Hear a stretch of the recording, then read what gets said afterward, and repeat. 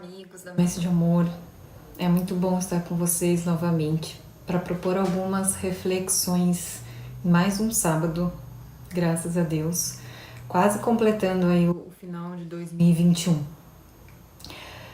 Antes de iniciarmos, vamos fazer uma prece, que é uma oração muito conhecida do Chico Xavier, Oração Nossa.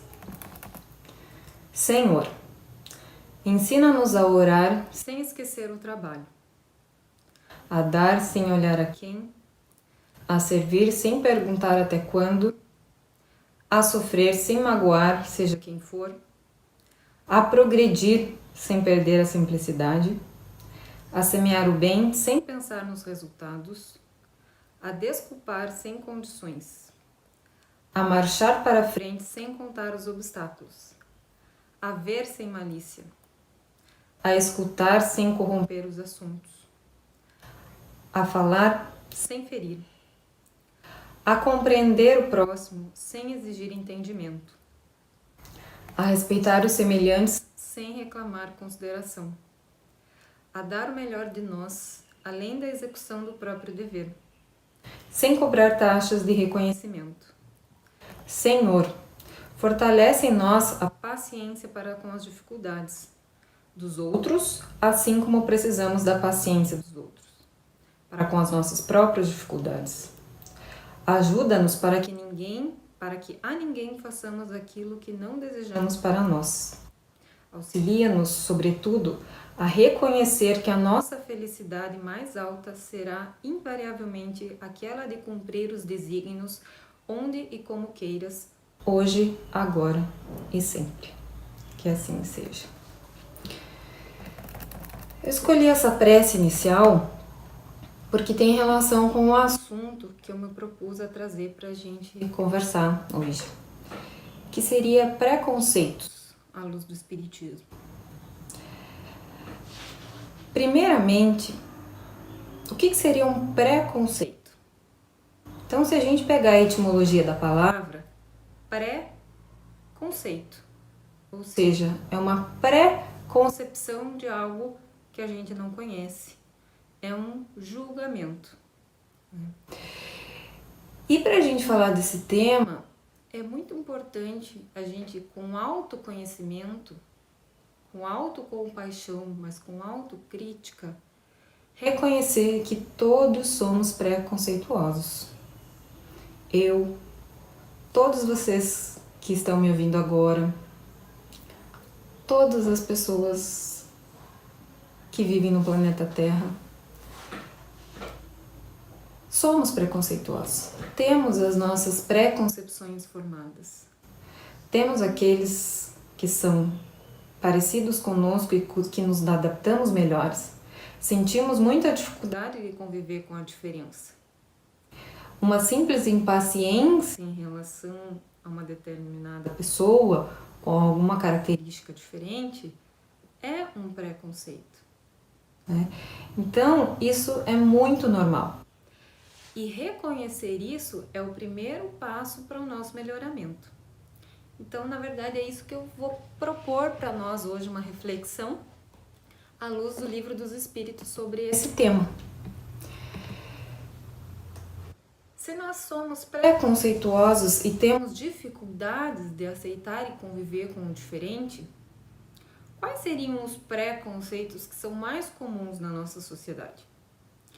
Nós poderíamos citar a gordofobia, que é o preconceito em relação às pessoas gordas.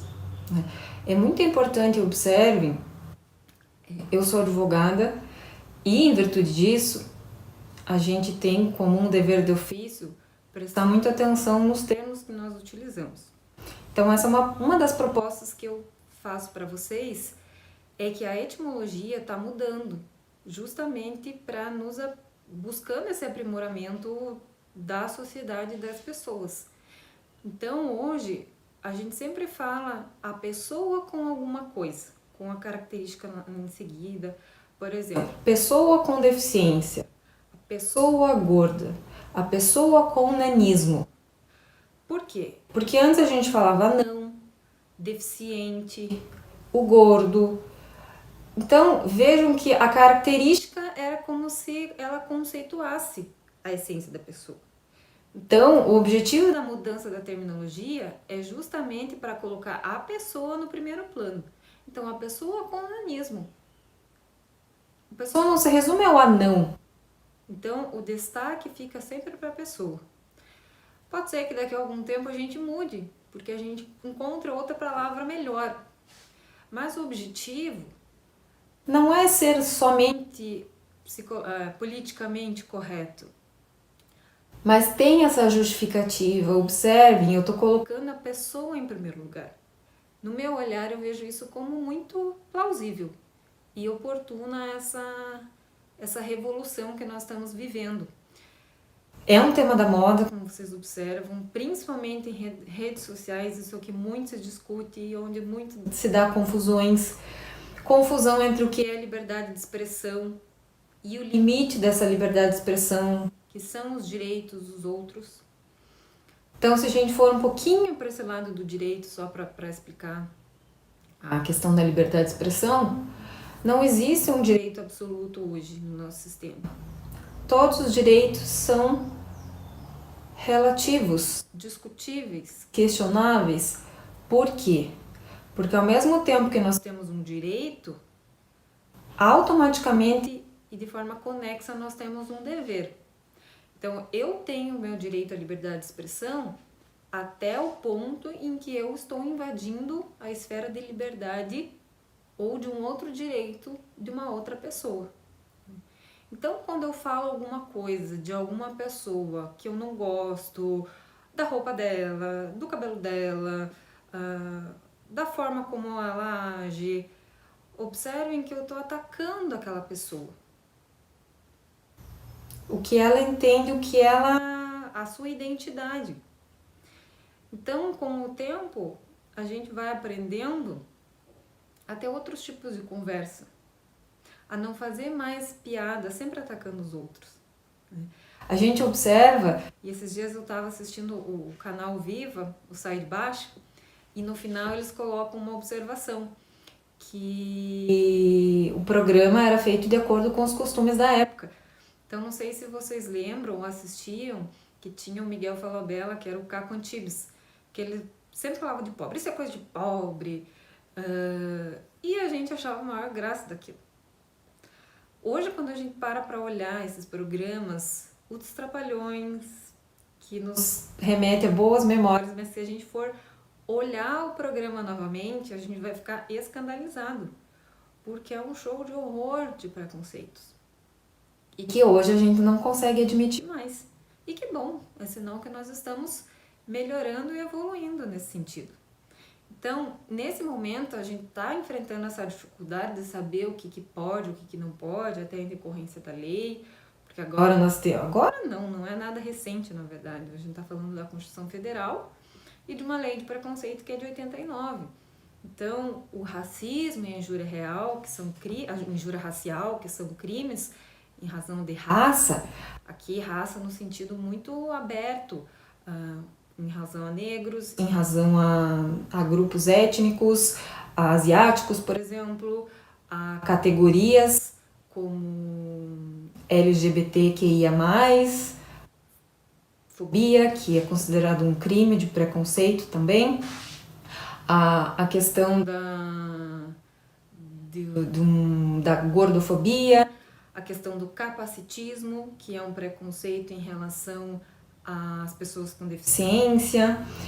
Então, raça é um conceito muito aberto. Então, não é só em relação a negros, a vários grupos, né? Hoje existe também um preconceito chamado etarismo, que é o preconceito em relação à idade, tanto os mais velhos que têm dificuldade e recebem um não objetivo de emprego, dizendo que o currículo é ótimo, ele tem muita experiência, mas ele é mais velho do que eles gostariam, quanto o jovem que não consegue o primeiro emprego porque não tem experiência, mas afinal como é que ele vai ter experiência se ele nunca consegue o primeiro emprego? Então vejam que a nossa sociedade é permeada de preconceito, é algo estrutural. Então, para a gente se melhorar, a gente precisa compreender isso, reconhecer para poder mudar. Se a gente não tiver esse autoconhecimento, a gente não vai saber onde é que a gente está falhando. Então, nós temos várias expressões que nós usamos no dia a dia que são expressões preconceituosas. A mulher tem que se dar o respeito, como se fosse só a mulher que precisasse se dar o respeito, né? Nega maluca, isso é serviço de preto, criado mudo, fazer nas coxas. Né? O fazer nas coxas, ele remonta à época que os escravos faziam as telhas nas coxas. E aí, em razão disso, cada telha vinha num formato diferente, então ela era disforme. E aí veio a expressão fazer nas coxas. Então, são muitas expressões com cunho preconceituoso que a gente usa sem perceber. E a maioria dos preconceitos são comportamentos inconscientes. As pessoas não têm a intenção de ofender, mas acabam ofendendo e magoando o outro. Principalmente aqueles em que há uma diferença, uma característica muito específica e que é diferente da maioria das pessoas, que às vezes a gente usa uma expressão de forma incorreta, ditas normais, né? Toda essa forma de preconceito, lá na época da codificação do Kardec, já se tinha um entendimento que isso era algo equivocado do ser humano. Mas a gente, quando vai ler, principalmente as obras do Kardec, precisa ter a consciência, e aí não só a consciência, até uma preocupação explícita que o movimento espírita teve. Observem no Livro dos Espíritas que no final há uma nota explicativa. Eu vou ler a conclusão para vocês aqui.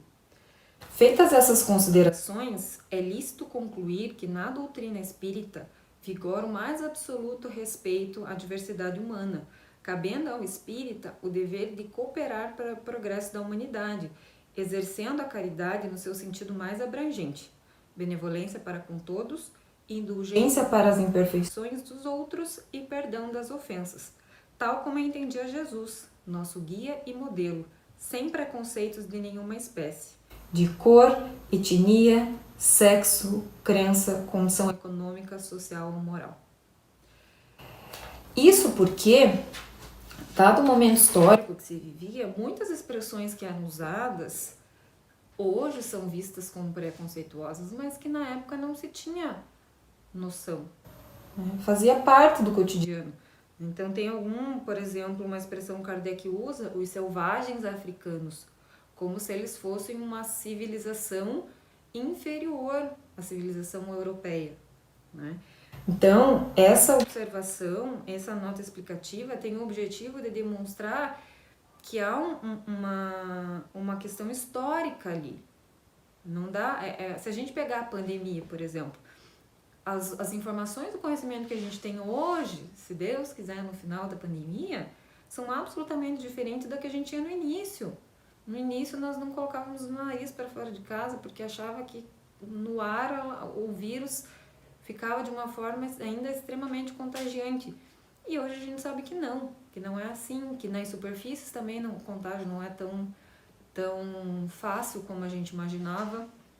Então, em razão desse processo de evolução, é que houve-se por bem essa nota explicativa nas obras de Kardec para justificar que a doutrina espírita ela não pactua com preconceitos, muito pelo contrário, e que os termos utilizados por Kardec, que hoje se tem a ideia de que eram preconceituosos, não foi com esse objetivo. Até porque o conteúdo, vamos citar aqui o Livro dos Espíritos, é absolutamente contrário a qualquer tipo de preconceito. Nós podemos observar lá na questão 803. Todos os homens são iguais diante de Deus? Sim, todos tendem ao mesmo fim. E Deus fez suas leis para todos. Dizeis frequentemente, o sol brilha para todos. Com isso dizeis uma verdade maior e mais geral do que pensais. Aqui não tem nenhuma exceção. Não tem nenhuma civilização, não tem nenhuma religião, não tem nem o sexo, gênero, não tem a orientação sexual. A gente tem que tomar cuidado também com essa expressão que não é uma opção sexual, é uma orientação. Porque hoje a gente tem conhecimento de que a pessoa não escolhe. Isso é um dado. Não é? Se a pessoa pudesse escolher, certamente ela não iria querer escolher por passar por toda essa dificuldade, por todo esse preconceito, por todo o risco de violência que existe em relação à população LGBTQIA+. Hoje tem mais umas siglas aí e aí o maisinho no final é para não precisar aumentar a sigla da expressão do movimento. Então, evidentemente que aqui na questão 803 não há nenhuma exceção. Todos são iguais. Nós podemos estar em níveis evolutivos diferenciados, mas nós não temos o dever de julgar. Por quê? Porque pode ser que aparentemente eu ache que uma determinada pessoa está num nível evolutivo, mas que pode ser que ela seja até muito adiantada, porque ela teve 2, 3 reencarnações, enquanto o outro que se julga mais evoluído já teve 200. Então, nós sabemos, por todo o conhecimento que nós adquirimos com a doutrina espírita, que nós não temos a visão do todo para poder fazer qualquer julgamento de qualquer pessoa. Observem que a gente tem uma questão, a questão 817, que diz assim: diante de Deus, o homem e a mulher são iguais e têm os mesmos direitos? Resposta dos Espíritos: Deus não deu a ambos a inteligência do bem e do mal e a faculdade de progredir? Será que se fosse hoje que Kardec tivesse escrevendo as obras, será que ele precisaria fazer essa pergunta? Talvez sim, porque ainda a gente sabe que existem muitas pessoas preconceituosas em relação à mulher, existe um movimento de ódio em relação às mulheres muito grande, mas efetivamente é uma minoria, não é? Mas Kardec fez essa pergunta justamente para reforçar um momento histórico que havia um tratamento indigno da mulher, que a mulher era tratada como objeto e não como um ser humano. Aliás, tem um artigo do Kardec para a Revista Espírita que se eu não me engano, é uma frase, o título: A Mulher Tem Alma. Então veja que nível precisou chegar na época para se fazer uma questão como essa e responder e dissertar sobre isso, né? Então, graças a Deus, nós estamos vendo uma evolução muito grande em relação a esse tema hoje. E é isso que a gente busca em relação aos outros tipos de preconceito também. Muito ainda tem que se fazer pela igualdade entre as mulheres. Mas eu sou muito otimista, tento, me esforço, às vezes não é fácil, mas para manter o otimismo. E uma outra passagem do Livro dos Espíritos que eu queria conversar com vocês, trata-se do progresso da legislação humana, que é a grande polêmica que nós estamos vendo aí, aqueles que dizem que têm o direito de falar o que bem entender, em razão da sua liberdade de expressão, né? Kardec vai fazer as seguintes perguntas: a sociedade poderia ser regida somente pelas leis naturais, sem o concurso das leis humanas? Os espíritos vão responder: ela poderia se os homens a compreendessem bem, e seriam suficientes se houvesse vontade de as praticar. Mas a sociedade tem suas exigências e precisa de leis particulares. E aí ele segue: qual é a causa da instabilidade das leis humanas? Então, veja que lá atrás nós tínhamos leis para as mulheres que hoje são absolutamente impensáveis e foram totalmente abolidas.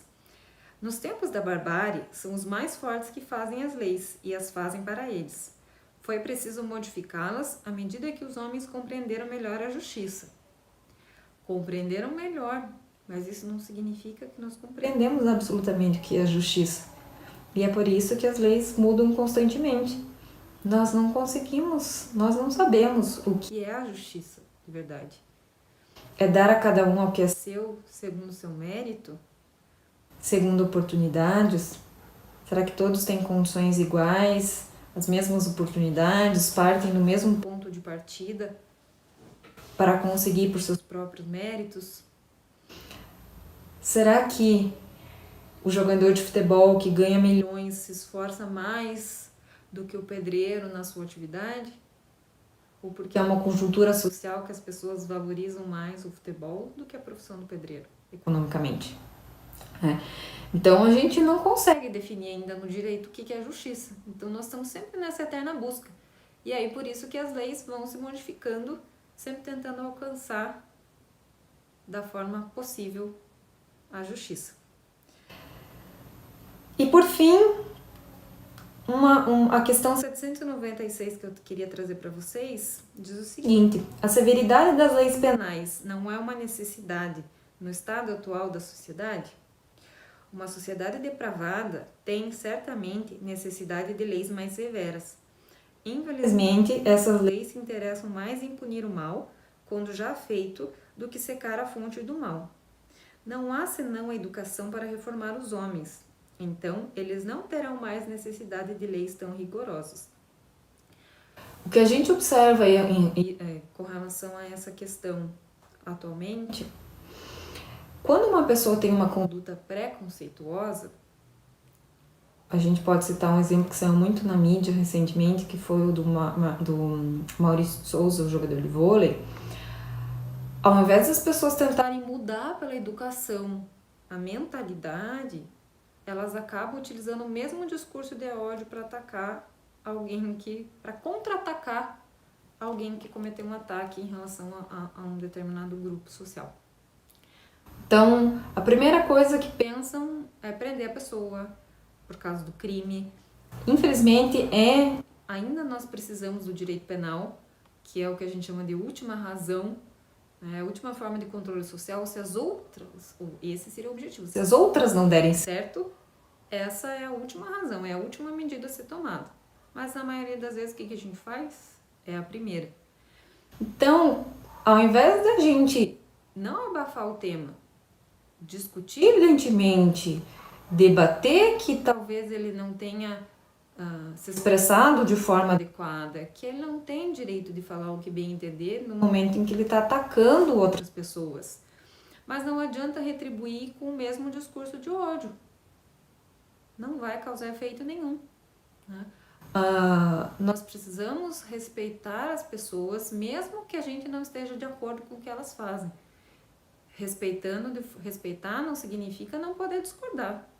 Discordar, mas com caridade. Como a gente muito bem sabe e procura estudar diariamente. Então, na verdade, o objetivo de tocar nesse assunto, que ainda é um assunto tão delicado para todos e que demanda esse autoconhecimento e essa autocrítica, porque não existe ninguém que não tenha preconceitos, não existe, não existe no nosso mundo terreno nesse momento. Já esteve no planeta Terra uma pessoa um espírito que nós muito bem sabemos quem é, Jesus Cristo, que veio absolutamente sem preconceitos, que falou quando uma mulher que foi adúltera foi ser apedrejada, que atire a primeira pedra quem não tenha nenhum pecado, né? Mas todos nós, pobres mortais e espíritos imperfeitos, temos os nossos preconceitos. E aí a proposta que eu quero fazer para todos nós é buscar a nossa reforma íntima. É primeiro se autoconhecer, fazer uma autorreflexão, ver o que nos incomoda, por que aquilo nos incomoda, para a gente poder mudar, para a gente poder ser mais caridoso com o nosso próximo. E Chico, naquele texto muito conhecido sobre reforma íntima, vai nos dar algumas dicas. Não vou ler todas com vocês, mas vou citar algumas que servem para essa nossa reflexão. Emudecer a nossa agressividade. Observe que na maioria das vezes que nós agredimos, o problema não é com o outro, é conosco mesmo. Não condenar as opiniões que divergem da nossa. Isso é muito difícil. E ainda mais agora quando a gente está falando de ideologia política. A gente não consegue ter um debate de ideias, a gente acaba atacando o outro. Você é um petista, você é um bolsominion, você é... Não há uma troca de ideias, é só uma mera troca de agressões, né? E se não é um, é outro. Então não existe um meio termo, são só os extremos que nós estamos vivendo, infelizmente. Abolir qualquer pergunta maliciosa ou desnecessária. Treinar a paciência constantemente. Ouvir fraternalmente as mágoas dos companheiros sem biografar nossas dores. Não dizer mal de ninguém. E aí observe que são os pequenos atos. Por que às vezes a gente precisa dizer que a gente não gostou da roupa da fulana? O que isso nos importa? Vamos tentar gastar o nosso precioso tempo conosco mesmo e não com os outros. Então a gente tem que fazer e aí tudo que eu estou dizendo para mim mesmo. A gente tem que fazer uma autorreflexão dizendo assim, qual é o objetivo do que eu vou falar? Tem algo produtivo? Aquilo que me incomoda está fazendo mal para alguém? Ou eu só estou me incomodando por me incomodar, porque eu só não concordo com aquilo? Né? Não é fácil. Não é fácil. É preciso ter muita coragem para reconhecer as suas mazelas e tentar melhorar. Mas é só como o Livro dos Espíritos, na questão 919, diz: qual é o meio prático e mais eficaz para se melhorar nessa vida e resistir aos arrastamentos do mal? Resposta: um sábio da antiguidade vos disse, que é o nosso querido Sócrates: conhece-te a ti mesmo. Então era essa mensagem que eu gostaria de deixar para vocês. Uma mensagem e sempre uma autorreflexão, pensando sempre nas minhas mazelas, e aí às vezes bate uma tristeza de quanto que a gente precisa evoluir, mas é bom porque isso nos faz mais humildes e perseverantes. Para encerrar então, gostaria de fazer uma prece também do nosso querido Chico, que diz: Senhor Jesus, que a tua luz afaste do meu caminho as trevas que se projetam de mim mesmo. Que a tua inspiração me guie nas decisões que devo tomar para o dia de hoje. Que eu não seja instrumento do mal para ninguém. Que a tua bondade me ensine a ser melhor e que o teu perdão me incline à misericórdia para com os meus semelhantes. Que assim seja. Desejo a todos um excelente sábado, um ótimo final de semana e até a próxima. Um grande abraço.